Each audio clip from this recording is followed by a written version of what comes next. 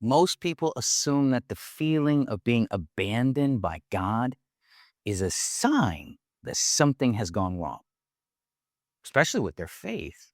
That if you were really believing, really trusting, you would not feel like God had gone silent, like the ceiling was made of concrete, like you were speaking into nothing. So when the feeling comes, and for most people it comes at some point, they add a second layer of suffering on top of the first. Not only do I feel abandoned, I feel abandoned and ashamed that I feel abandoned. There is something wrong with me. People with real faith do not feel like this. I want to show you something that should permanently change how you think about that. Because the Bible, the same book that contains the most celebrated prayers in the history of human literature, also contains this: my God, why have you forsaken me? Why are you so far from helping me and from the words of my groaning? I cry in daytime and you don't answer, in the night season and am not silent. That is not the cry of someone without faith. That is Psalm 22, one of the most quoted Psalms in the entire New Testament. The Psalm Jesus quoted from the cross. The Bible does not just tolerate the feeling of abandonment. It gave it a category. It gave it a form. It put it in the hymn book. Welcome to Bible Chapter by Chapter and to the new series here about the darkest Psalms. 3 episodes, 3 of the most difficult, most honest, most overlooked texts in all of the scriptures. Not the Psalms that appear on greeting cards, not the ones read at weddings, the ones people pray when everything has fallen apart and God has gone silent, and the only honest thing left to do is to say so out loud. Today, Psalm 22, the Psalm of abandonment, the one that opens with the most desperate cry in the Old Testament, and that Jesus, dying on a cross, chose to quote. We are going to read it carefully and honestly, and by the end, I think you will see it differently than you did when we started. But before we start, have you ever felt like God had gone completely silent and felt ashamed of that feeling? Leave your honest answer in the comments because I read every one and I look forward to it. Not your suffering, but I look forward to the comment. Now, to do this right, we have to take a look at the key scriptures. So, first one, Psalm 22, verses 1 and 2. My God, why have you forsaken me? Why are you so far from helping me and from the words of my groaning? My God, I cry in the daytime, but you don't answer, in the night season, and am not silent. Psalm 22, verses 3 through 5. But you are holy, you who inhabit the praises of Israel. Our fathers trusted in you. They trusted, and you delivered them. They cried to you and were delivered. They trusted in you and were not disappointed. Psalm 22, verses 6 through 8. But I am a worm and no man, a reproach of men and despised by the people. All those who see me mock me. They insult me with their lips. They shake their heads, saying, he trusts in the Lord. Let him deliver him. Let him rescue him, since he delights in him. Verses 9 through 11. But you are he who took me out of the womb. You made me trust while at my mother's breasts. I was thrown on you from my birth. You are my God since my mother bore me. Don't be far from me, for trouble is near, for there is no one to help. Verses 14 and 15. I am poured out like water. All my bones are out of joint. My heart is like wax. It is melted within me. My strength is dried up like a potsherd. My tongue sticks to the roof of my mouth. You have brought me into the dust of death. Verse 24, for he has not despised nor scorned the affliction of the afflicted. He hasn't hidden his face from him, but when he cried to him, he heard. Verses 27 and 28, at the ends of the earth will remember and turn to the Lord. All the families of the nations will worship before you, for the kingdom is the Lord's. He is the ruler over the nations. Matthew chapter 27, verse 46.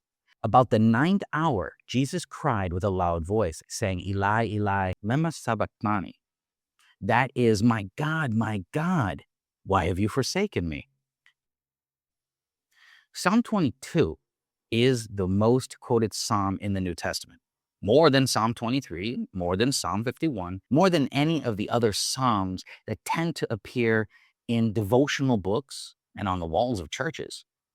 The New Testament writers reached for Psalm 22 more than any other to describe what happened at the crucifixion, which means if you want to understand the crucifixion, and if you want to understand what the feeling of abandonment actually means in a life of faith, Psalm 22 is the text.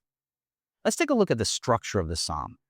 Psalm 22 moves in three distinct movements, and it is worth understanding the structure before we engage with the content. The psalm opens in desolation. My God, why have you forsaken me? I am poured out like water. You have brought me into the dust of death. It is one of the most vivid descriptions of what abandonment feels like in any literature from any era. It's physical, visceral, very specific. This is not vague spiritual malaise. This is someone in acute suffering, naming exactly what it feels like. Then there is the second moment, the historical anchor. Our fathers trusted in you. They cried and you delivered them. They trusted and were not disappointed. And then, but I am a worm and no man. The contrast is deliberate. They cried and you delivered them. I cry and you do not answer. The psalmist is not losing faith. They are holding the reality of what they know against what they are experiencing and refusing to let either one go. And then, after a return to the cry, the third movement. For he has not despised nor scorned the affliction of the afflicted. He hasn't hidden his face from him, but when he cried to him, he heard. The turn, not the resolution of the circumstances, a conviction arrived at in the middle of the darkness, that the cry was heard. Now, there is a very important thing we need to see about the structure here. Notice what Psalm 22 does not do. It does not begin with praise and descend into lament. It does not open with confession of faith and then mention the suffering as a footnote. It begins with the desolation and moves toward trust, not by suppressing the desolation, not by talking itself out of it. It's not pretending the darkness is not real, by bringing the darkness fully into the presence of God, speaking it out loud, naming exactly what it feels like, and then the anchoring to what is known even when it is not felt. That is the structure of the lament, and it is a form, a learned practice, something the people of God were given as a tool for exactly the seasons when the tools of praise and thanksgiving feel dishonest. So, why does the Bible even have this? Why does the Bible contain not just one, but dozens of Psalms in which the writer tells God that he feels abandoned, that God has hidden his face, that the prayers are not being answered, that the darkness is total? The answer is not that the Bible endorses despair. No. The answer is that the Bible is more honest about the human experience than most of the religious content produced in its name. The Psalms of Lament exist because the people who wrote them understood something that a lot of modern religious culture has forgotten. The opposition of faith is not doubt. The opposition of faith is not the honest cry of abandonment. The opposition of faith is the refusal to bring what is actually happening into the presence of God. The person who tells God exactly how they feel, who cries out in the night, who says, "You have brought me to the dust of death," who refuses to manufacture a peace they do not have. That person is more deeply engaged with God than the person who performs contentment they do not actually feel. The cry is the faith. So, what did Jesus do with it? Jesus, while he was on the cross, in the moment of his death, quoted Psalm 22. My God, why have you forsaken me?" Not a psalm of triumph, not a psalm of resolution, the psalm of abandonment. Why? Well, several reasons worth considering, but the first, it was true. Whatever the theology of the atonement, whatever was happening in the moment of the crucifixion, Jesus was experiencing something real enough to quote this psalm. The desolation was not performed. The cry was genuine. Second, by quoting it, he was placing himself inside the human experience of everyone who has ever prayed it. He was saying, I know this psalm from the inside, not as a reader, as the one praying it. Third, he was also the one the psalm was always pointing toward, the one who would be mocked and have his garments divided, the one brought to the dust of death, and the one whose cry was heard. The psalm does not end with, my God, why have you forsaken me?" It ends with, all the ends of the earth will remember and turn to the Lord. The desolation is real, and it is not the last word. Lord, this psalm names something that most people feel, and most people are ashamed to say out loud. My God, why have you forsaken me?" You put that in the book. You gave it a form. You quoted it from the cross, which means the people who feel it right now are not outside the conversation. They are in the middle of it. Meet them there.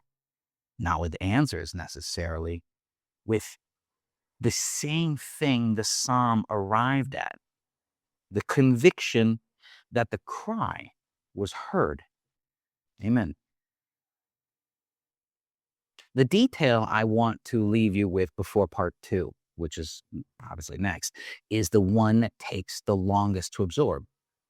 Jesus chose this psalm out of everything he could have said from the cross, out of every declaration of triumph, every statement of completion, every word that might have made the moment more theologically tidy. He chose the psalm of abandonment. My God, why have you forsaken me?